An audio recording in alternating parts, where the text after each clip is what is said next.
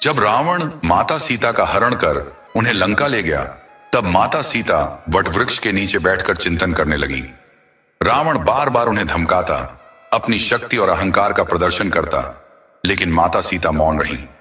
रावण, जो संपूर्ण संसार को जीतने का घमंड रखता था, वह जगत जननी माता सीता के मौन और धैर्य को कैसे समझ पाता।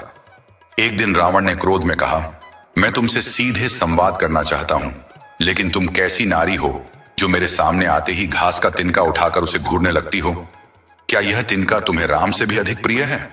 रावण के इस प्रश्न पर माता सीता की आंखों से आंसुओं की धारा बह निकली। उनके मन में विवाह के पश्चात अयोध्या में बिताए गए वो शुभ क्षण याद आ गए। विवाह के बाद परंपरा के अनुसार माता सीता ने अपने हाथों से खीर बनाई थी। उस दिन राजा दशरथ, तीनों रानियां, चारों भाई और आर्षि मुनि सभी भोजन के लिए आमंत्रित थे। जब सबने खीर परोसी और भोजन करने ही वाले थे, तभी हवा का एक झोंका आया और राजा दशरथ की खीर में एक घास का तिनका गिर गया। माता सीता ने उसे देख लिया, लेकिन वह खीर में हाथ डालकर उसे हटाना उचित नहीं समझती थी। उन्होंने उस तिनके को अपनी दृष्टि से घूरा और वह तिनका जलकर राख बन गया।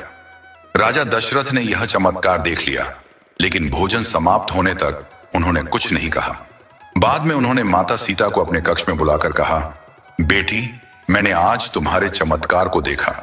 तुम साक्षात जगत जननी हो, पर ध्यान रखना, तुमने जिस दृष्टि से उस तिनके को देखा, उस दृष्टि से कभी अपने शत्रु को मत देखना।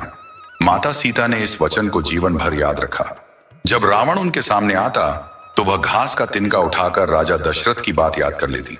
वह जानती थी कि यदि वह चाहती तो अपनी दृष्टि मात्र से रावण को वहीं भस्म कर सकती थी, लेकिन उन्होंने भगवान श्री राम को रावण वध का श्रेय देने और राजा दशरथ को दिए वचन का सम्मान करने के लिए मौन रहना उचित समझा।